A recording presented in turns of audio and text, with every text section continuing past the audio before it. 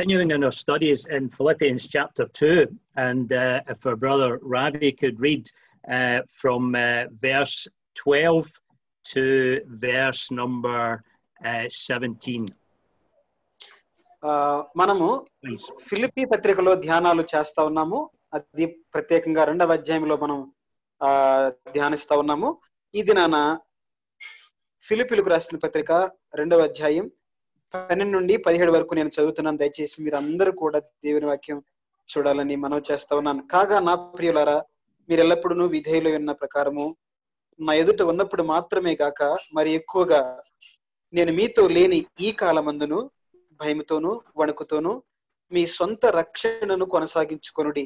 ఎందుకనగా మీరు ఇచ్చేంచుటకును కార్యసిద్ధి కలుగు చేసుకున్నట్టుకును తన దయా సంకల్పము నెరవేరుటకై మీలో కార్యసిద్ధి కలుగు చేయవాడు దేవుడే. మీరు మూర్ఖమైన వక్ర జన్మ మధ్య నిరపరాధులను నిష్కలంకులను అనింద్యులనైన దేవుని కుమారులగునట్లు సణుగులను సంశయములను మాని సమస్త కార్యములను చేయుడి. అట్టి జనము మధ్యను మీరు జీవవాక్యమును చేతపట్టుకుని లోకమందు జ్యోతుల వలె కనబడుచున్నారు. అందువలన నేను వ్యర్థముగా పరుగెత్తలేదనియు నేను పడిన కష్టము నిష్ప్రయోజనము కాలేదనియు క్రీస్తు దినమున నాకు అతిశయ కారణము కలుగును. మరియు మీ విశ్వాస యాగములోను దాని సంబంధమైన సేవలోను నేను పనార్పణముగా పోయబడినను నేను ఆనందించి మీ అందరితో కూడా సంతోషింతును. We'll notice that verse number 12 commences with the word therefore. గమనిస్తే 12వ వచనం ప్రారంభంలో కాగా అన్నాడు. That's a very, very important word in the Bible. It's a word that tells us to stop and consider what has been said before.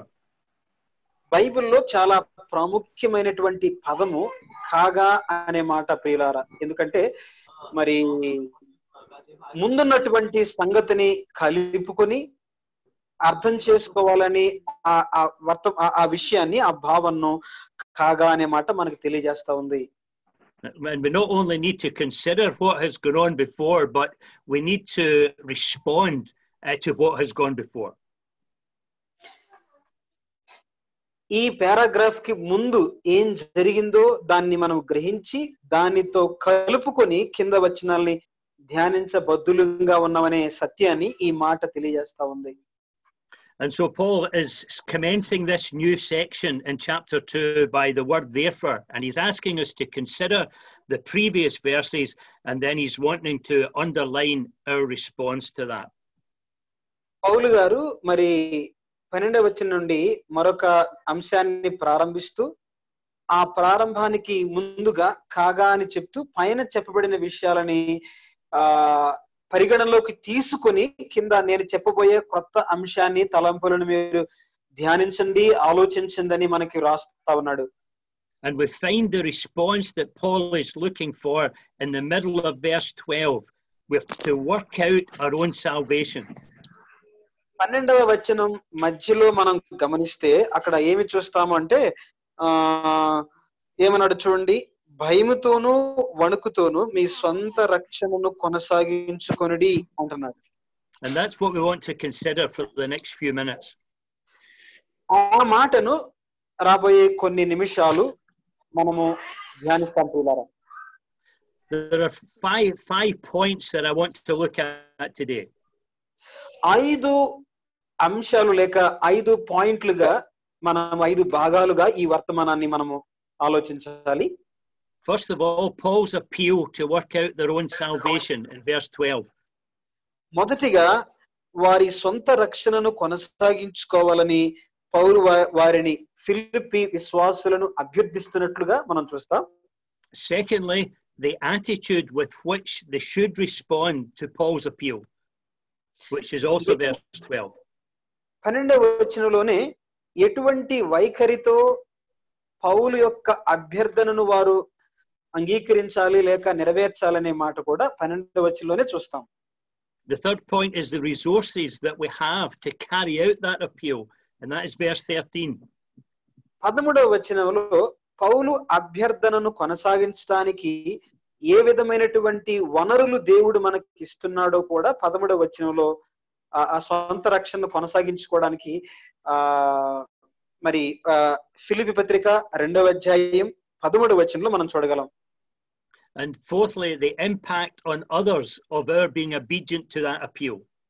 And that's verses 15 and 16. మరి 15-16 వచనాల్లో ఆ విధమైనటువంటి పౌలు ఇచ్చే అభ్యర్థనకు లోబడి సొంత రక్షణ కొనసాగించుకుంటే దాని వలన వచ్చే ఫలితాలు వేరే వారి మీద ఎలా ఉంటాయి అన్నది మనం చూస్తాం. And then finally, Paul's expected joy through their obedience to that appeal. And that is verses 16 to 18. మరి 16, 17, 18 వచనాల్లో ఆ అభ్యర్థనకు సంబంధించి అంటే వారు ఆ విధంగా రక్షణ కొనసాగించుకుంటే మరి ఎలాంటి ఆనందము సంతోషము కలుగుతుందనేది పౌలు తన మాటల్లో తెలియజేస్తా ఉన్నాడు. So Paul is asking them to work out their own salvation. పౌలు ఫిలిప్పీ విశ్వాసులతో అంటున్నాడు, మీ సొంత రక్షణను కొనసాగించుకొనుడి అంటున్నాడు. So we need to come to an understanding of what Paul means by that. పౌలు యొక్క అర్థం ఏంటో ఈ మాట చెప్పుటలో సొంత రక్షణ కొనసాగించుకోవటం అంటే పౌలు యొక్క అర్థం ఏంటో మనము అర్థం చేసుకోవాల్సిన వారంగా ఉన్నాం ప్రియులారా. First of all, we need to understand what he doesn't mean by it. మొదటిగా మనము అసలు పౌలు సొంత రక్షణ కొనసాగించుకోవటం అంటే ఏది కాదో మనము అర్థం చేసుకోవాలి. He obviously doesn't mean the salvation of our souls. Brother, can you just repeat? He obviously doesn't mean the salvation of our souls. అక్కడ పౌలు ఉద్దేశం ఏంటంటే సొంత రక్షణ కొనసాగించుకోవటం అంటే మనము రక్షణ ఏ విధంగా రక్షించబడతామో ఆ ప్రారంభాన్ని గురించి ఆయన మాట్లాడలేదు. There are so many passages in the Bible that would remind us that our salvation is not of works. It's not of anything that we can do. బైబిల్లో చాలా వచనాల్లో మనం గ్రహించే సత్యం ఏంటంటే మనము పొందిన రక్షణ కేవలము కృప ద్వారా క్రీస్తు యేసునందు విశ్వాసం ఉంచడం వలన రక్షించబడ్డామే కానీ ఎంత మాత్రం మన క్రియల వలన కాదు అనే సత్యాన్ని చాలా వచనాల్లో మనం చూడగలం. Remember in Ephesians chapter 2, Paul says it's not of works, lest any man should boast. ఏ మనిషి అతిశయించకుండానట్లు అది మన క్రియల వలన వచ్చింది కాదు అనే సత్యాన్ని పౌలు రోమా పత్రిక 2వ అధ్యాయంలో కూడా రాస్తాడు. So our eternal salvation is by grace alone, through faith alone, and the work of Christ alone. నిత్య రక్షణ కృప ద్వారా యేసు ప్రభువునందు విశ్వాసం ఉంచడం వలన అలాగునే ప్రభువైన యేసుక్రీస్తు వారు కలువరి శిలువలో ఆయన చేసిన శిలువ కార్యము ద్వారా మనకు వచ్చింది అంత మాత్రమే. So we do not contribute anything to our salvation. మనము రక్షించబడుటకు మన వంతుగా మనం ఏమీ చేసింది లేదు ప్రియులారా. There is no works that we can do prior to being saved, and there's no work that we can do after being saved that will accomplish our salvation. మరి రక్షణకు ముందు రక్షణకు తరువాత కూడా రక్షించబడటానికి మనము చేసేది ఏదీ లేదన్నమాట. అది కేవలం కృప ద్వారా ఉచితముగా దేవుడు మనకి ఇచ్చింది. Our salvation is based on the work of Jesus Christ alone on the cross. ప్రభువైన యేసుక్రీస్తు వారు కలువరి శిలువలో ఆయన చేసినటువంటి ఆ శిలువ బలియాగము ద్వారా మాత్రమే మనకు ఈ రక్షణ భాగ్యము లభించింది. So what does Paul mean when he tells us to work out our own salvation? మరి పౌలు చెప్పిన మాటలో మనం చూస్తే మన సొంత రక్షణను కొనసాగించుకోండి అని పౌలు అంటున్నప్పుడు అందులోని అర్థం భావాన్ని మనం గ్రహించవలసిన వారంగా ఉన్నాం. There are two ideas that he might have in his mind. రెండు ఆలోచనలు బహుశా పౌలు గారి మనస్సులో ఈ మాట చెప్తున్నప్పుడు ఉండి ఉండవచ్చు. Maybe he's thinking about the working out in our lives day by day, what we are, what God has already done in our hearts. మన జీవితాల్లో దేవుడు ఆల్రెడీ అంటే అంతకు ముందే రక్షణలో జరిగించిన కార్యాన్ని దైనందిన జీవితంలో మనం కొనసాగించాలి అన్న విషయాన్ని తెలియజేస్తున్నట్లుగా ఒక ఆలోచన. He may be thinking of our sanctification. మరి రెండవదిగా మనం చూస్తే ఒకవేళ మనము పరిశుద్ధ పరచబడటం అనే సత్యాన్ని కూడా ఆయన ఆలోచించి ఉండవచ్చు. You and I as believers seeking to be what God wants us to be in our lives. విశ్వాసులుగా నీవు నేను కూడా క్రీస్తునందు ఆయన ఎలా మనల్ని ఉండాలని కోరుకుంటున్నాడో అలా ఉండడానికి మనం ప్రయత్నం చేస్తున్నాము. And I suppose when you come into chapter 3, we see that desire in Paul's heart as he pursues Christ. పౌలు జీవితంలో కూడా ఆ దేవునికి తగినట్లుగా దేవునికి ఇష్టమైనట్లుగా జీవించడానికి పౌలు ప్రయత్నం చేసినట్లు మనము ఈ 3వ అధ్యాయం ఫిలిప్పీ పత్రిక 3వ అధ్యాయంలో మనము వివరంగా చూడగలం తన జీవితాన్ని. So he may have that in mind. బహుశా ఆ ఆలోచన తన హృదయంలో ఉండి ఉండవచ్చు ఈ మాట చెప్తున్నప్పుడు. But there's another idea, and that is that he's thinking not so much of the individual believers, but he's thinking of the church at Philippi working out their salvation. సహోదరులారా, ఇక్కడ వ్యక్తిగతమైనటువంటి మరొక తలంపు ఏంటంటే వ్యక్తిగతమైనటువంటి విశ్వాసికి రాయటం మాత్రమే కాదు కానీ సమూహికంగా ఫిలిప్పీ సంఘంలో ఉన్న పరిశుద్ధులు ఏ విధంగా ఈ రక్షణను కొనసాగించుకోవాలో కూడా రాస్తున్నాడు అన్నమాట. And he might be using the word salvation in the sense of preservation, the need for the church to preserve itself. రక్షణను సంఘము భద్రపరచబడాలి అన్న కోణంలో కూడా ఈ మాటని రక్షణ కొనసాగించుకోండి అని రాస్తున్నాడు. We mentioned in previous evenings that there was 2 problems facing the church in Philippi. The first is in the beginning of chapter 3, the evil teachers. గత వర్తమానాల్లో మనము గమనించాం ప్రియులారా ఏంటంటే ఈ ఫిలిప్పీ పత్రిక 3వ అధ్యాయంలో 2 కారణాలు, అంటే 3వ అధ్యాయం 4వ అధ్యాయంలో చూస్తాం 2 కారణాలు. మొదటిది ఏంటంటే తప్పుడు బోధకులు అబద్ధ బోధకులు ప్రవేశిస్తా ఉన్నారు అన్న విషయాన్ని కూడా రాశాడు. But there was the other problem of the possibility of internal problems between brothers and sisters, or particularly between 2 sisters. మరొక సమస్య ఏంటంటే ఆ సంఘంలో అంతర్గతంగా సహోదరుల మధ్య ఉన్న సమస్య వలన సంఘము ఒకవేళ ఇబ్బంది పడుతుందేమో అని ఆ సమస్యను బట్టి కూడా రాసినట్లు మనం చూస్తాం. So I think he's really appealing to the church to sort out the problems that existed in the church, sort out the relationship problems. కాబట్టి సంఘములో ఉన్న సంబంధాలకు సంబంధించి వ్యక్తుల మధ్య సంబంధాలకు సంబంధించిన సమస్యలను మీరు సవరించుకోండి, వాటిని తీర్చుకొని సమాధాన పడండి అనే ఉద్దేశంలో కూడా రక్షణ కొనసాగించుకోండి అన్న భద్రతను గురించిన మాట బహుశా రాసి ఉండవచ్చు. Because I think right through the epistle we see that is something that is lying heavy on Paul's heart. The fact that there are 2 sisters that are not seeing eye to eye. ఇద్దరు సహోదరులు సంఘంలో ఉన్న ఇద్దరు సహోదరులు ఒకరినొకరు సమాధానం లేకుండా ఒకరినొకరు కళ్ళలో పెట్టి కళ్ళు చూసుకోకుండా ఉన్న కారణం చేత పౌలు ఈ పత్రిక అంతటిలో కూడా భారంతో వేదనతో సమాధానమును ప్రేమను గురించిన విషయాలు ఆయన వ్యక్తపరిచినట్లు మనం చదవగలం ప్రియులారా. In our assembly life, problems arise, difficulties between brothers and sisters. సంఘ జీవితంలో సహోదరుల మధ్య సమస్యలు వస్తూ ఉంటాయి. But when these problems arise, we need to deal with them. ఈ సమస్యలు ఉత్పన్నమైనప్పుడు వాటిని మనము సవరించుకునే వారంగా ఉండాలి. Because if we don't deal with relationship problems within the local church, it will have disastrous effects for the church.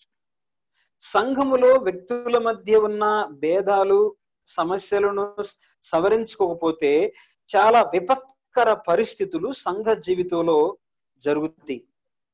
And so he's asking them to work out their salvation, sort matters out in order that the testimony of the church might be preserved. సంఘము భద్రపరుచుట సాక్ష్యం మంచిగా ఉండటం కొరకై ఓ ఫిలిప్పీలారా మీ స్వంత రక్షణను కొనసాగించుకోండి అనే మాట ఈ కోణంలో కూడా బహుశా రాసి ఉండవచ్చు అని మనం గ్రహించాలి. And we notice that he makes that appeal for them to sort out these relationships against the following background. మరి అక్కడ పరిస్థితులను బట్టి ముందు మీరు ఈ సమస్యల్ని సవరించుకోండి, సమాధానపడండి, ప్రేమ కలిగి ఉండండి అనే కోణంలో ఈ తలంపుని వ్రాస్తున్నట్లు మనము గ్రహించాలి. He tells them to work out their salvation against the background of the example of the Lord's humiliation and exaltation in the previous verses. ప్రభు అయిన యేసుక్రీస్తు వారి ఆయన తగ్గింపు, ఆయన హెచ్చించబడటం అనే కోణంలో ఆయన్ని మాదిరిగా పెట్టుకొని మీ సొంత రక్షణను మీరు కొనసాగించుకోండి అని రాస్తా ఉన్నాడు. The second thing is that he's asking them to work out their salvation in light of the respect that they have for Paul and Paul's ministry in verse 12. మరి 12వ వచనంలో మరి నా ఎదుట ఉన్నప్పుడు మాత్రమే కాక మరి ఎక్కువగా నేను మీతో లేని ఈ కాలమందును, అంటే నా పరిచర్యకు గౌరవార్థంగా కూడా నేను మీతో లేనప్పుడు కూడా మీ రక్షణ మీరు కొనసాగించుకోండి అనే మాట కూడా రాస్తా ఉన్నాడు. And thirdly, to work it out in light of the resources that they have in God. మరి మూడవదిగా చూస్తే దేవుని యందు మనకి దేవుడిచ్చిన వనరులను ఉపయోగించుకొని ఈ సొంత రక్షణను మీరు కొనసాగించుకోండి అంటున్నాడు. And fourthly, in relation to the need to maintain a right testimony, a right witness before the world. Verses 14 and 15. నాలుగవదిగా మనం చూస్తే మరి 14-15 వచనాల్లో మూర్ఖులైనటువంటి ఈ లోక జనుల ఎదుట మీ సొంత రక్షణను కొనసాగించుకొని వారికి మరి దేవునికి మహిమకరంగా మీరు ఉండండి అనే కోణంలో కూడా రాస్తున్నాడు. And in verse number 16, he reminds them of the day of Christ, which says, which would remind us of the judgment seat of Christ, and we need to sort out issues here before we arrive up there. క్రీస్తు న్యాయపీఠ తీర్పుకు వచ్చే ముందు ఈ సమస్యలన్నీ కూడా మీరు సవరించుకోండి, వాటిని లేకుండా చేసుకోండి, ఎందుకంటే క్రీస్తు దినము రాబోతా ఉంది అనే ఆ దినానికి సిద్ధపడండి అనే కూడా రాస్తున్నాడు అన్నమాట. And then the final aspect of Paul's appeal is in relation to his own self-sacrificing example in verse 17-18. మరి 17-18 వచనాల్లో కూడా పౌలు తన సొంత సాక్ష్యంలో ఏ విధంగా దేవుని సేవ కొరకు తను అప్పగించుకున్నాడో తన సొంత జీవితాన్ని కూడా చూపిస్తూ మరి పౌలు మీరు దేవునికి మీ యొక్క విశ్వాస యాగములో దాని సంబంధమైన సేవలోను పానార్పణగా మరి మీరు ఉండాలి అని తన జీవితాన్ని మాదిరిగా చెప్పి పాఠాన్ని చెప్తున్నాడు. So let's think for a few minutes of the example of the Lord's humiliation. కొంత సమయము ప్రభువైన యేసుక్రీస్తు వారి తగ్గింపు గురించి మరలా కొంత ఆలోచించేద్దాం. And we've looked at that in previous evenings. We've thought of the Lord laying aside his rights for the good of others. వేరే వారి క్షేమం కొరకు మంచి కొరకు దేవుడు తనకున్నటువంటి ఆధిక్యతలను పక్కన పెట్టిన వాడుగా తగ్గించుకునేవాడుగా ఉన్నాడని గత వర్తమానాల్లో సాయంకాలం ధ్యానం చేశాము. His willingness to humble himself, to take the low place. మరి తక్కువ స్థానాన్ని తీసుకోవడానికి తగ్గించుకోవడానికి ప్రభు ఇష్టపడిన వాడుగా మనం చూసాం. So Paul has described the self-humiliation of the Lord Jesus in the previous verses. And he says, therefore. మరి ప్రభు ఎంతగా తన్ను తానే తగ్గించుకున్నాడో ఆ విషయాల్ని మీరు పరిగణలోకి తీసుకుని ఆలోచించండి ప్రియులారా అని ఆ 12వ వచనం ప్రారంభంలో కాగా అనే మాట మనం స్పష్టంగా దాన్ని గ్రహించాలని చెప్తున్నాడు. So in the light of the self-humiliation of the Lord Jesus, he says, work out your salvation, sort out the issues. ప్రభు అయిన యేసుక్రీస్తు వారు తగ్గించుకున్నారు కదా, ప్రభు అయిన యేసుక్రీస్తు వారు ఆయన మరి ఎంతో దీనంగా ఉన్నాడు కదా, ఆయన దీనుడై తగ్గించుకున్నటువంటి ఆయన మాదిరిలో నుండి మీ సొంత రక్షణ మీరు కొనసాగించండి అని ఈ మాటను మనకి జ్ఞాపకం చేస్తా ఉన్నాడు. The main cause of problems in assembly life and the main reason that the problems are not dealt with is pride. సంఘములో సమస్యలు, సహోదరుల మధ్య సంబంధాల గురించిన సమస్యలు సవరించబడకపోవడానికి గల ముఖ్య కారణం గర్వం. There would be no issues, no relationship issues in the local church if everybody was marked by the same humility as Jesus Christ. ప్రభువైన యేసుక్రీస్తు వారు తగ్గించుకున్నట్లుగా ఆయన కలిగిన మనస్సు మనం కలిగి ఉంటే సంబంధాల గురించినటువంటి సమస్యలు సంఘంలో మనము చూడడం ప్రియులారా. One of our problems is that when there's an issue between ourselves and another brother or sister, nobody wants to admit they're wrong. సహోదరుల మధ్య సమస్య ఉన్నప్పుడు తప్పుని అంగీకరించలేని, తప్పుని ఒప్పుకోలేని వైఖరిని సహోదరుల మధ్య మనము సంఘములో సహోదరుల మధ్య చూస్తాం. We all think we're right and we demand our rights. మనమందరం కూడా నేను సరిగానే ఉన్నాను అని మన హక్కుల గురించి మనం పోరాడే వారంగా, వాదించే వారంగా ఉంటాం. And maybe I'm speaking to someone this evening and there's a brother that you haven't spoken to for years. మరి ఈ సాయంకాలం వేళ మరి బ్రదర్ కొన్ని సంవత్సరాలు మాట్లాడనటువంటి ఒక సహోదరునితో మాట్లాడాడంట. Maybe there's issues between you and other members of your local church. ఒకవేళ నీకు నీ స్థానిక సంఘంలో ఉన్న సహోదరులకు, ఒకవేళ సహోదరి అయితే సహోదరితో ఒకవేళ సమస్య ఏమైనా ఉందా? And you think you're right and you're not moving. ఒకవేళ నువ్వు సరిగా ఉన్నావు, నీ తప్పేమీ లేదు అని నువ్వు ఒకవేళ అనుకుని నువ్వు కదలకుండా ఉండొచ్చేమో. And with an attitude like that, then the issue will never be resolved. ఒకవేళ నువ్వు అలాంటి వైఖరితో మాత్రం ఉన్నట్లయితే ఎంత మాత్రం కూడా ఆ సంఘంలో ఉన్న సమస్య పరిష్కారం కానే కాదు. All that will happen is that bitterness will rise in our hearts. ఏం జరుగుతుందంటే సమస్య పరిష్కారం కాకపోగా మన హృదయాలలో చేదు అనుభవం అనేది ఎక్కువగా పెరిగిపోతుంది. And that will not only affect our own spiritual progress, it will affect the spiritual progress of the local church. మన జీవితాన్ని పాడు చేయటం మాత్రమే కాదు కానీ ఆ చేదు అనుభవం సంఘ జీవితాన్ని, సంఘంలో ఉన్న వేరే వారికి కూడా అది నష్టాన్ని కలుగజేసేదిగా ఉంటా ఉంది. If there's a problem between you and another brother and sister, I want to encourage you this evening to get back to the cross. ప్రియ సహోదర సహోదరులారా, నీకు వేరే సహోదరునికి కానీ సమస్య ఉన్నట్లయితే మరొకసారి సిలువ యొద్దకు వచ్చి, ప్రభువైన యేసుక్రీస్తు వారి సిలువ యొద్దకు వచ్చి ఆ సమస్యను పరిష్కరించుకునే వారుగా ఉండాలని మనవి చేస్తా ఉన్నాను.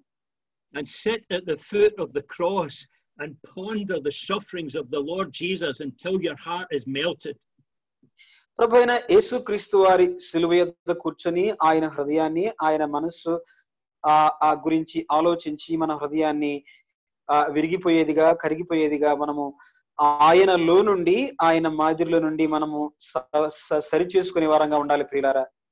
And see all your pride and all your assumed rights nailed to that cross and crucified. నీకున్నటువంటి గర్వం కానీ, నీకున్న నువ్వు అనుకుంటున్న నీ హక్కులు ఏవైతే ఉన్నాయో వాటన్నిటిని కూడా సిలువకు కొట్టు.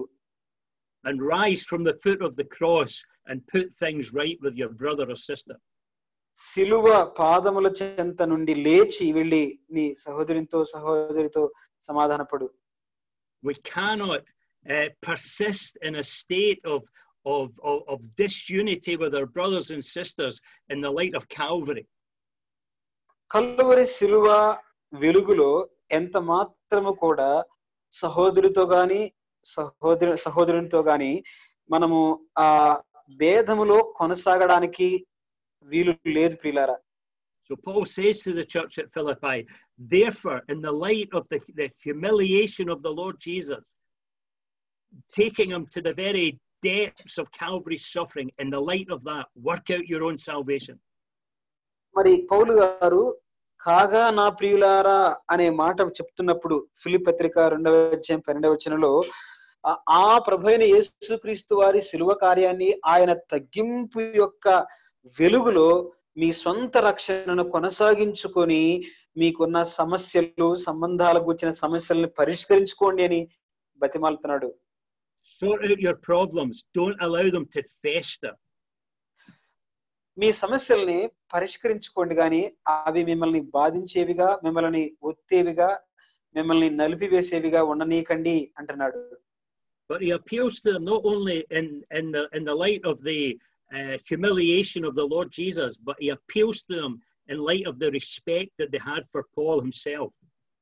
ప్రభువైన యేసుక్రీస్తు వారి తగ్గింపులో, శిలువ కార్యము వెలుగులో మాత్రమే కొనసాగించుకోవటం కాదు, కానీ మరి నా గురించి అంటే పౌలు గురించి వారికి ఎంత గౌరవం ఉందో ఆయన పరిచర్య పట్ల ఆ వెలుగులో కూడా ఆయన్ని బట్టి కూడా నా ఎదుట ఉన్నప్పుడు మాత్రమే కాదు గాని నేను మీ ఎదుట లేనప్పుడు కూడా మీ రక్షణ కొనసాగించుకోండి అని రాస్తున్నాడు. One of the things that is clear from this letter is the passion, is the deep love that Paul had for the church at Philippi.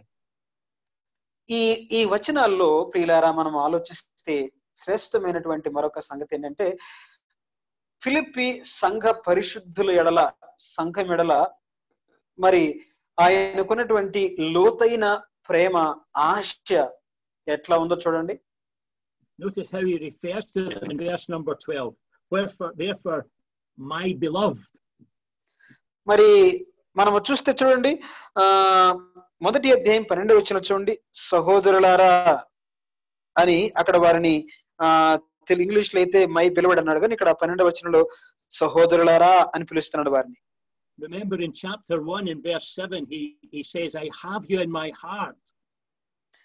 మరి మొదటి అధ్యాయం 7వ వచనంలో అంటాడు, నా హృదయంలో ఉన్నారు మీరు, మిమ్మల్ని నా హృదయంలో ఉంచుకొని ఉన్నాను అంటున్నాడు.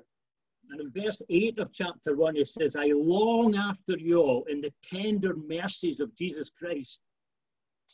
మరి 8వ వచనంలో మనం చూస్తే అదే మొదటి అధ్యాయం 8వ వచనంలో మీ అందరి మీద నేను ఎంత అపేక్ష కలిగి ఉన్నానో దేవుడే నాకు సాక్షి అంటున్నాడు. And in chapter 4 verse 1 he refers to them as my dearly beloved and longed for. మరి అంత మాత్రం కాదు, 4వ అధ్యాయంలో చూడండి, 4వ అధ్యాయం మొదటి వచనంలో చూస్తే కావున నేను అపేక్షించు నా ప్రియ సహోదరులారా, నేను ఇష్టపడుతున్నా, కోరుకుంటున్నట్లుగా నా అపేక్షిస్తున్న ప్రియ సహోదరులారా అన్నాడు. 1:2:12లో కూడా నా ప్రియులారా అని పిలుస్తున్నాడు. ప్రియులారా, so Paul's appealing to them to work out their own salvation in the light of the love that he has for them and the love that they have for him. మరి వారికి పౌలు పట్ల ఉన్న ప్రేమ, పౌలుకి ఫిలిప్పి పరిశుద్ధుల ఎడల ఉన్నటువంటి అపేక్ష, ప్రేమను బట్టి ఆ వెలుగులో మీ రక్షణ కొనసాగించుకోండి అని బతిమాలుతా ఉన్నాడు. They were his spiritual children and he desired the best for them. ఎందుకంటే వారు ఆత్మీయమైనటువంటి పిల్లలుగా పౌలుకు ఉన్నారు కాబట్టి వారికి శ్రేష్టమైందే చెప్పాలని, శ్రేష్టమైందే వారు కలిగి ఉండాలని కోరుకుంటూ పౌలు ఆయన భావనను మనము ఈ వచనాల్లో ఆయన ప్రేమను బట్టి మనం గ్రహించాలి. And elders in a local church should have the same kind of love for the local believers as Paul had for this church at Philippi. స్థానిక సంఘాలలో ఉన్నటువంటి పెద్దలు పౌలుకున్నటువంటి ప్రేమలాగే పరిశుద్ధుల ఎడల అలాంటి ప్రేమను కనుపరిచేవారుగా స్థానిక సంఘాల్లో ఉన్న పెద్దలు ప్రేమించాలి. And so when there are problems in the church, the local elders should appeal to the saints on the basis of the love that they had for them and the desire for their spiritual progress. మరి స్థానిక సంఘములో ఉన్న పరిశుద్ధులు వారి ఆత్మీయ క్షేమాభివృద్ధి కోరుకున్నవారుగా వారిని కూడా స్థానిక సంఘంలో ఉన్న పెద్దలు ఏం చేయాలంటే బ్రతిమాలుకొని, హెచ్చరించి బ్రతిమాలుకొని మీరు కొనసాగండి అని చెప్పేవారుగా ఉండాలి. ప్రియులారా, Paul reminds them in verse number 12 that in the past when he had appealed to them, they had obeyed, they had been responsive to his appeal. మరి brother, can you repeat? In verse number 12, he reminds them that in the past that they had been obedient to his appeals. మరి ఈ 12వ వచనంలో చూస్తే మనం మరొకసారి ఆ మాటను చదువుతున్నాం చూడండి.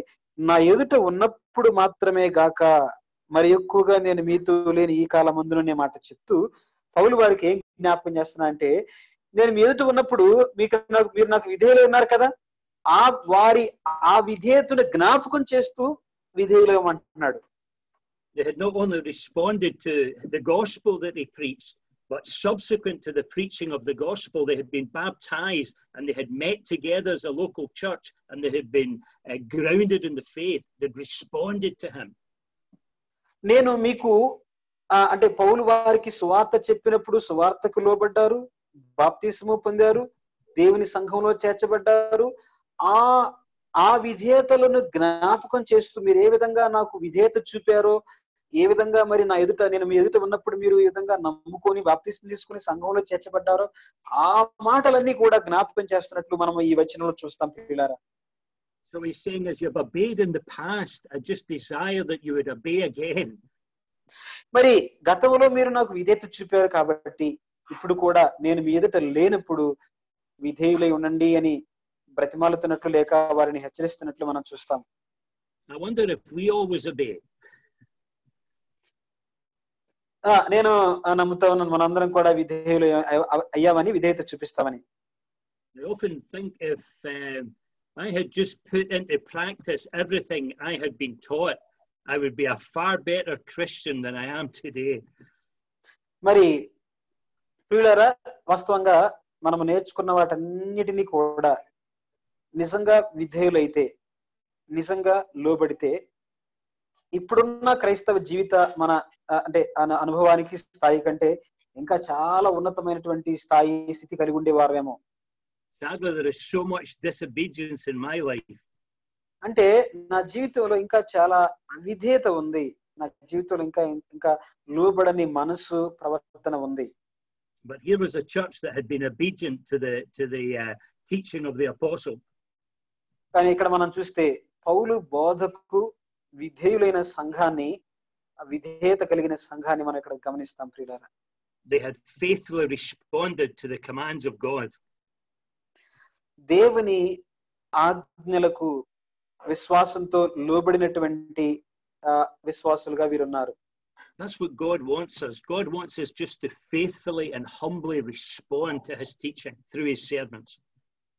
అదే దేవుడు మన నుంచి కోరుకునేది. దేవుని సేవకులు వాక్యం మనకు బోధించినప్పుడు విధేయతతో, వినయంతో, విశ్వాసంతో ఆయన మాటకు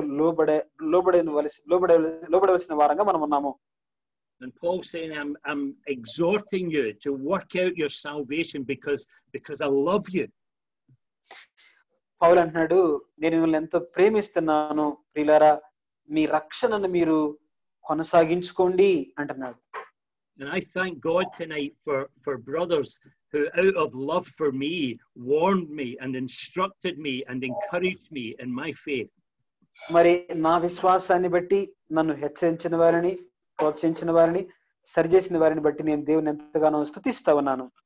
And it's sad when brethren are faithful to the Lord in their teaching and faithful to us in teaching us, and yet we fail to respond to it. ఎంతో నమ్మకంగా, భారంతో, విశ్వాసంతో వాక్యాన్ని బోధించి మనకు మనల్ని కాచే వారు ఎంతో నమ్మకంగా చేస్తా ఉన్నారు. కాబట్టి మనం చాలా విధేయత కలిగిన వారంగా ఉండవలసిన వారంగా ఉన్నాం. And again in verse number 12 he says, you obeyed when I was there, and he says, now I'm appealing to you to obey when I'm not there. మరలా 12వ వచనంలో మనం మాట చదువుకొని ముందుకెళ్దాం. నైతో ఉన్నప్పుడు మాత్రమే గాక మరి ఎక్కువగా నేను మీతో లేని ఈ కాలమందును అంటున్నాడు అన్నమాట. నేను లేనప్పుడు కూడా మీరు విధేయులై అంటున్నాడు. I suppose that's the danger. Sometimes we act as if we've been obedient when our spiritual parents are present, but when there's nobody there, then we do something different. సహజంగా జరిగేది కదా, మనకు తెలుసు కదా ప్రియులారా. మరి మనకి ఆత్మీయంగా తల్లిదండ్రులైన వారు మనకి ఉన్నప్పుడు ఏం చేస్తామంటే వారి ఎదుట మనం చాలా విధేయత కలిగి ఉంటాం, వారు లేకపోతే మరొక రకంగా ప్రవర్తిస్తాం. So Paul is encouraging them, even although he's not with them, to sort out this issue in the local church. మరి ఈ సమస్యను వారిని సవరించడానికి ఆ స్థానిక సంఘానికి నేను లేనప్పుడు కూడా మీరు విధేయత కలిగి ఉండండి అని రాస్తున్నాడు అన్నమాట. Paul mentions the fact that he wants to come to Philippi, but he's really saying, this matter can't wait until I come. You must sort it out yourself. నేను మీ ఎద్దుకు రావాలని అపేక్ష కలిగి ఉన్నాను, అయినా కానీ నేను ఒకవేళ ఆలస్యమైతే దానికి ముందే నేను రావడానికి ముందుగానే మీరు ఈ సమస్యల్ని పరిష్కరించుకోండి అని భారంతో రాస్తున్నాడు ఈ మాటలు. They would need to learn, as it were, to stand on their own 2 feet. మన 2 కాళ్ళతో ఎక్కడ నిలబడాలి అనేది ఆత్మీయంగా మనం నేర్చుకోవాల్సిన వారంగా ఉన్నాం ప్రియులారా. They would need to learn what it is to completely depend not on a servant of God, but on God himself. దేవుని సేవకుని మీద మాత్రమే కాదు గాని దేవుని మీద మనం ఆధారపడి నిలబడి విశ్వాసంలో కొనసాగే వారంగా మనం ఉండాలి. Paul wasn't going to be there forever. He reminds them of the fact of his impending death. So they need to stand on their own 2 feet, depend on their own God. పౌలు ఎల్లప్పుడూ వారితో ఉండడు కదా. అంచేతనే పౌలు అంటున్నాడు, అదిగో ఆయనకి సంభవించబోయే మరణము కానీ లేక తీర్పు, జైలు తర్వాత రోమా తీర్పు గురించి అవన్నీ జ్ఞాపకం చేస్తూ నేను ఉన్నప్పుడు మాత్రమే కాదు నేను లేనప్పుడు కూడా మీరు దేవుని మీద ఆధారపడి మీ రక్షణ కొనసాగించుకోండి అని రాస్తున్నాడు.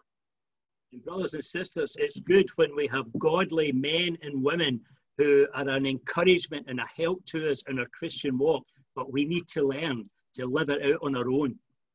మరి ప్రియులారా, చాలా సంతోషం, మనకి చాలా సందర్భాల్లో దేవుని సేవలో ప్రోత్సహించే పెద్దలు మరి నాయకులు ఉండటం, వారి నడిపింపులో మనం ముందుకెళ్ళటం చాలా సంతోషకరమే. కానీ వారు ఉన్నా లేకపోయినా కూడా మనం మరి దేవుని మీద ఆధారపడి ముందుకు ఎలాగో పరిచర్యలో సాగాలి అనేది కూడా మనంతటా మనము నేర్చుకోవాల్సిన వారంగా ఉన్నాము. A brother taught me a long while ago to read my own Bible and pray to my own God. నాకు ఒక సహోదరుడు చాలా కాలం క్రితం ఇలా చెప్పాడు, నేను నా సొంత బైబిల్ని చదువుకోవాలి, నా అంతటా నేను దేవుని ఎదుట వ్యక్తిగతంగా ప్రార్థన చేసేవానిగా ఉండాలి అని చెప్పాడు. We can't live our Christian life through other individuals. We need to have our own personal experiences of God. మన క్రైస్తవ జీవితాన్ని వేరే వారి అనుభవాలతో వేరే వారి మీద ఆధారపడి కొనసాగించలేము. మనంతట మనము వ్యక్తిగతంగా దేవుని మీద ఆధారపడి క్రైస్తవ జీవితాన్ని కొనసాగించేవారుగా ఉండాలి. And that's the next point that Paul is going to make in his letter. He's going to remind them that all the resources that they need are in God.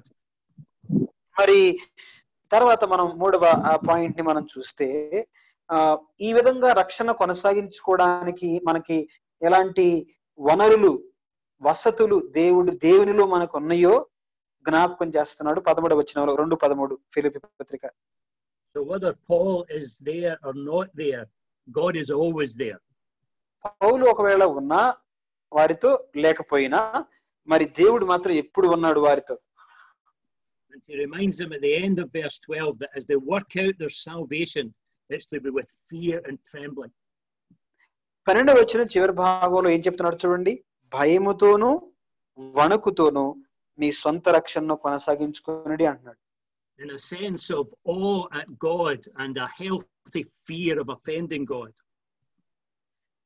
మరి ఒక ఆరోగ్యకరమైనటువంటి దేవుని ఎదుట గౌరవార్థమైనటువంటి ఆరోగ్యకరమైన భయముతో వణుకుతో ఈ రక్షణ కొనసాగించుకోవాలని రాస్తా ఉన్నాడు. Brothers and sisters, God is offended by our sin. He's offended when relationships between believers break down. We offend God. ప్రియులారా, స్థానిక సంఘాల్లో మనము ఒకరికొకరు సహోదరులంగా ఒకరినొకరు విభేదించుకున్నప్పుడు, వ్యతిరేకించినప్పుడు ఆ వ్యతిరేకతలను బట్టి దేవుని వ్యతిరేకించే వారంగా, దేవుని బాధపరిచే వారంగా మనం ఉంటాం. But it says in verse number 13 that it is God that works in us both to will and to do of his good pleasure.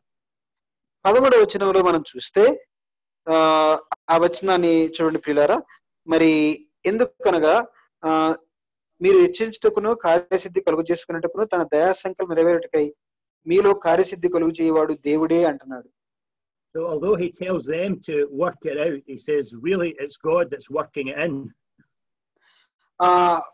దేవుడు మీరేమో మీ రక్షణ బయటికి కొనసాగించుకోండి అంటే అది అభివృద్ధి చెందే విధంగా బయట కార్యాలు చేయండి అని చెప్తూ 13వ వచనం చెప్తున్నా అంటే దేవుడు మీలో పనిచేస్తున్నాడు అని చెప్తున్నాడు. He's really reminding us that we're totally and utterly dependent on God for everything. అంటే ప్రతి దానికి కూడా మనం దేవుని మీద ఆధారపడ్డాము అని అంటే ఆధారపడిన వారం అని చెప్తూ అలాగనే మనం దేవుని మీద కూడా ప్రతి విషయం ఆధారపడలేదు అని చెప్తున్నాడు. అంటే మనం కూడా కొనసాగించాలని చెప్తున్నాడు అన్నమాట. God works in us both the willing and the working of his good pleasure. దేవుడు తన దయా సంకల్పము నెరవేరుటకై ఆయన మనలో పని చేస్తూ ఉంటాడు. So it's God that gives us the desire to work out our own salvation, and then he gives us the power to work it out. అయితే దేవుడు ఈ విధంగా లోపల పని చేస్తూ ఉండగా బాహ్యంగా మనం పని చేయడానికి లేక మనం రక్షణ కొనసాగించుకోవడానికి మనకి నూతనమైనటువంటి ఆశలు దేవుడు మనలో పుట్టిస్తూ ఉంటాడు. There is no situation that we'll ever face in our Christian life that cannot be resolved.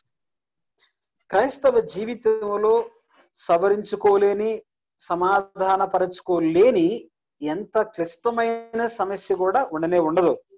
It can be resolved in the basis of our humiliation and on the basis of our dependence on God and God alone.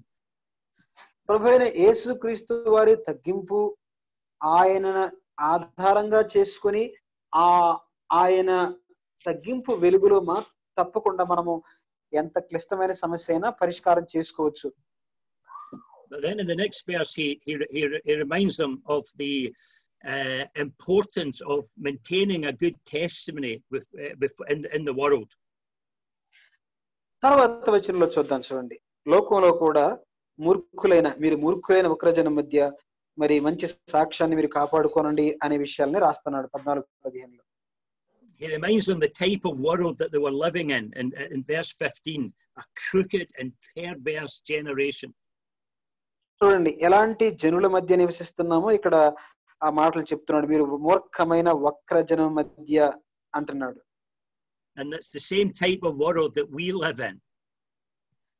మనము కూడా అలాంటి లోకంలోనే మనం జీవిస్తున్నాం. But we are called as believers to live counterculturally. We have to live differently from the people in the world. We have to be a light of testimony. కాబట్టి ఈ లోకంలో మనం జీవిస్తా ఉన్నప్పుడు ఈ లోకానికి వ్యతిరేకంగా అంటే ఈ లోకానికి ప్రత్యేకమైనటువంటి జీవితాలు మనం జీవించబద్దులమై ఉన్నాము. And if there are problems within the local church, then our witness and testimony in the world will be affected by that. స్థానిక సంఘంలో సాక్ష్యాల గురించి సంబంధాల గురించి సమస్య ఉన్నప్పుడు దాని ద్వారా తప్పకుండా లోకం కూడా ప్రభావితం చేయబడుతుంది. So he says in verse 14, we have to do all things without murmurings and disputings. 14వ వచనంలో మనం చూస్తే అక్కడ 14-15 ఏమన్నాడో చూడండి. రెండో భాగం నేను చదువుతున్నాను. వక్రజనము మధ్య నిరపరాధులను నిష్కలంకులను అనిందులనై మరి ఏ సణుగులు లేకుండా కూడా సణుగులు సంశయములు లేకుండా సమస్త కార్యాలను చేయని అంటున్నాడు. If we've got a grumbling attitude, then that really affects the impression that we give to the unbelievers about the joy of salvation. మనము సణుక్కుంటూ గొణుక్కుంటూ సంశయాలు కలిగి దేవుని సంఘంలో పనిచేస్తూ ఉంటే అది బయట నుండి చూసే అవిశ్వాసులకు సంఘం ఎడల మన ఎడల దేవుని ఎడల చాలా చెడ్డ వైఖరిని చూపించేదిగా ఉంటుంది. Rather than the spirit of murmuring, we should be marked by the spirit of meekness. సణుక్కునే ఆత్మకు బదులు విధేయత కలిగి తగ్గించుకునే ఆత్మ మనం కలిగి ఉండాలి. And that desire to live at peace with all men. ఆ ఆత్మ మనకు అందరితో సమాధాన పడే ఆశలు కోరికలు మనలో పుట్టింపజేస్తాడు. And at the beginning of verse 15, Paul says, and the goal is that we might be blameless and harmless, the sons of God without rebuke. 15వ వచనంలో చూస్తే ఎందుకు ఉండాలి అంటే అక్కడ కారణం ఇలా ఎందుకు మనం ఉండాలి తగ్గించుకొని అంటే ఆ కారణం చెప్తున్నాడు. మనం ఎందుకంటే నిష్కలంకులను నిరపరాధులను నిష్కలంకులను అనిందురునై దేవుని కుమారులగునట్లు ఈ పని చేయాలి. We should live in such a way that there's nobody in the world can point the finger of accusation against us. ఈ లోకంలో ఉన్న ఎవ్వరూ కూడా మనల్ని వేలు పెట్టి చూపించకుండా, మరి మనం అంటే మనలో ఏదైనా తప్పు చూపించుకుంటున్నట్లు మనం ఇలా జీవించబద్దులమై ఉన్నాము. We should be beyond reproach, beyond criticism. తృణీకరించకుండా మనల్ని వారు మరి మనలో తప్పు ఏదైనా మోపకుండా మనము జీవించే వారంగా ఉండాలి. Not only should we be blameless, which is an outward condition, but we should be harmless, which is an inward condition. నిరపరాధులు అంటే బయట బాహ్యంగా మనలో ఏ తప్పు చూపించకూడదు, అంత మాత్రమే కాదు, కానీ మనం వేరే వారికి హానికరంగా అంటే మన లోపల కూడా వేరే వారికి హాని చేసే వారంగా మనం ఉండకూడదు అని చెప్తున్నాడు. We should be marked by sincerity. There should be no hypocrisy in our lives. మన జీవితాల్లో ఎంత మాత్రం కూడా మరి వేషధారణ లేకుండా యథార్థత మనలో ఉండాలి. And he said we should be without rebuke, we should be without fault. ఎవరు మనల్ని తప్పు మోపే విధంగా లేక మనల్ని తృణీకరించే విధంగా ఉండకూడదు. We're living in a world that is full of murmuring and disputings. మనము మరి సణుక్కునే విభేదించుకునే లోకంలో మనం జీవిస్తా ఉన్నాం. A world of protest. మరి ఎవరికి వారు మరి అంటే వాదించుకుని లేక కాపాడుకునే పరిస్థితుల్లో మనం ఉన్నాం. But brothers and sisters, we're not called to protest or murmur or grumble against the government or anything else. We have to have a spirit of humility and meekness. ప్రియులారా, మనము ప్రభుత్వానికి కానీ వేరే వారితో కానీ సణుక్కొని గొడుక్కొని విభేదించి పోటీపడి సమస్యాత్మకంగా మనం ఎంత మాత్రం కూడా ఉండకూడదు. He tells us at the end of verse number 15 what we should be in the world. ఈ లోకంలో ఎలా ఉండాలో 15వ వచనం చివరిలో చెప్తున్నాడు. We're not called to be protesters, but we're called to be light shiners. మరి మనం ఎలా ఉండాలంటే వెలుగు వలె మరి జ్యోతుల వలె ఉండాలి మనము అంటున్నాడు, కానీ ఎంత మాత్రం సణుక్కుని గుణుకుని వారంగా ఉండకూడదని చెప్తున్నాడు అన్నమాట. Brothers and sisters, the world is a dark place, and we're called to shine as lights in it. ప్రియ సహోదర సహోదరులారా, ఈ లోకము కటిక చీకటి లాంటిది. ఈ చీకటిలో నీవు నేను జ్యోతుల వలె నక్షత్రాల వలె వెలిగే వారంగా ఉండాలి. I don't think there's ever been a day like this day when there is so much confusion and hurt and injustice and prejudice in the world. ప్రియులారా, మరెన్నడూ లేనంతగా ఎప్పుడూ లేనంతగా ప్రస్తుత కాలంలో చూస్తే ఎంత మరి అక్రమము, అన్యాయము, మోసముతో నిండి ఉంది లోకం నేడు. There is so much fear and there's so much death and disease. ఎంతో భయము, ఎంతో వ్యాధులు, మరి ఎన్నో మరణాలు సంభవిస్తున్న దినాలలో లోకంలో మనం ఉన్నాం. And in the midst of this dark, depressing, divided world, we are called upon to shine as lights. ఇంత భయంకరమైన నిరుత్సాహంతో కూడినటువంటి చీకటి ప్రపంచంలో జ్యోతుల వలె నక్షత్రాల వలె మనం ఉండడానికి పిలువబడ్డాం. Remember, the Lord Jesus came as a light in the dark place. జ్ఞాపకం చేసుకోండి, చీకటి గల చోట్ల వెలుగిచ్చినట్లు ప్రభువైన యేసుక్రీస్తు వారు దిగి వచ్చిన సంగతి మనం ఎరుగుదుము కదా. And he says, as long as I am in the world, I am the light of the world. నేను లోకములో ఉన్నంత కాలము అలాగున నేను కూడా లోకానికి వెలుగై ఉన్నాను. But then he says to the disciples, but you're now the light of the world. ప్రభు శిష్యులతో అంటున్నాడు, మీరు ఈ లోకానికి వెలుగై ఉన్నారు అంటున్నాడు. And brothers and sisters, we are called to shine in the darkness. సహోదర సహోదరులారా, మనము ఈ లోకంలో వెలుగుగా నక్షత్రాల వలె జ్యోతుల వలె ప్రకాశించబద్దులుగా ఉన్నాం. Not only shining, but holding forth the word of life. ప్రకాశించడం మాత్రమే కాదు, కానీ ఈ లోకంలో ఆ వెలుగుని కొనసాగింప చేయబద్దులుగా ఉన్నాం. Shining would refer to what we are. Our character, our nature shining out in the darkness. మనము ప్రకాశించటము అనేది మనము ఏమై ఉన్నామో మన వ్యక్తిత్వాన్ని తెలియజేస్తా ఉంది. Holding forth would remind us of what we do as witnesses, as preaching the gospel.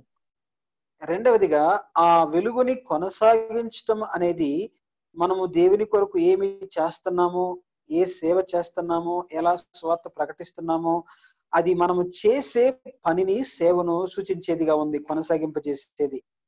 So Paul's really saying to the church at Philippi, work out your salvation, sort out your issues. పౌలు ఫిలిప్పీ విశ్వాసులతో అంటున్నాడు, మీ సొంత రక్షణ కొనసాగించుకోండి, మీ సమస్యలను పరిష్కరించుకోండి, సమాధానపడండి అనే కోణంలో రాస్తున్నాడు ఈ మాటలు. How can you be a light in the darkness? How can you hold forth the word of life if you're bickering among yourselves? మీ మధ్య మీరే సమస్యలతో ఉంటే, మీ మధ్య మీరే భేదాలతో గొడవలతో ఉంటే మీరు లోకానికి వెలుగు ఎలాగా కాగలరు? So he says, in fear and trembling before God, make sure that things are right in the local church.